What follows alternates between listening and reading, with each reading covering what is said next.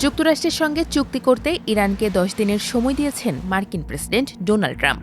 এর মধ্যে চুক্তি না হলে ইরানে হামলার হুমকি দিয়েছেন তিনি। পেন্টাগনের কয়েকজন কর্মকর্তার মতে প্রস্তুতি এমন পর্যায়ে পৌঁছেছে যে চাইলে চলতি সপ্তাহের শেষের দিকেই ইরানে হামলা চালাতে পারে যুক্তরাষ্ট্র।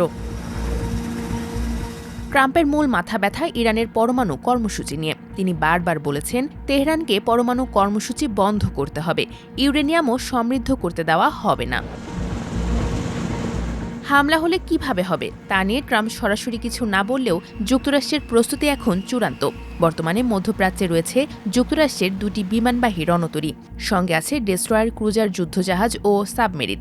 আকাশে টহল দিচ্ছে F-35, F-22 ও F-16 এর মতো অত্যাধুনিক যুদ্ধবিমান। এমনকি গত বছর ইরানের পরমাণু স্থাপনায় হামলা চালানো সেই বিখ্যাত B-2 স্টেলথ বোমারু বিমানকেও রাখা হয়েছে সর্বোচ্চ সতর্কতায়। এছাড়া ইরানের পাল্টা হামলা রুখে দিতে সেখানে পেট্রিয়ট ও থার্ডের মতো অত্যাধুনিক মিসাইল ডিফেন্স সিস্টেমও বসানো হয়েছে। এই সমীকরণে নতুন মাত্রা যোগ করেছেন ইসরায়েলি প্রধানমন্ত্রী বেনিয়ামিন নেতানিয়াহু।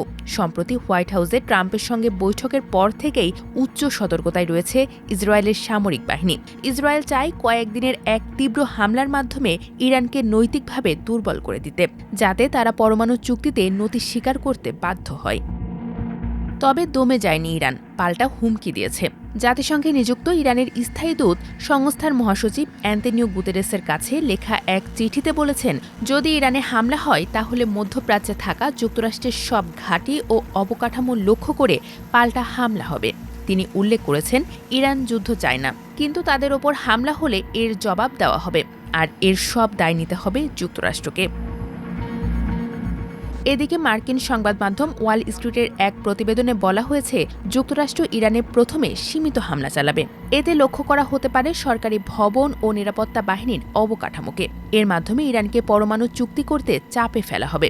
এরপরেও যদি ইরান তাদের শর্ত অনুযায়ী চুক্তি না করে তাহলে ব্যাপক আকারে হামলা হবে, আর এ হামলার লক্ষ্য হবে আয়াতুল্লাহ আলী খামেনি সরকারের পতন ঘটানো।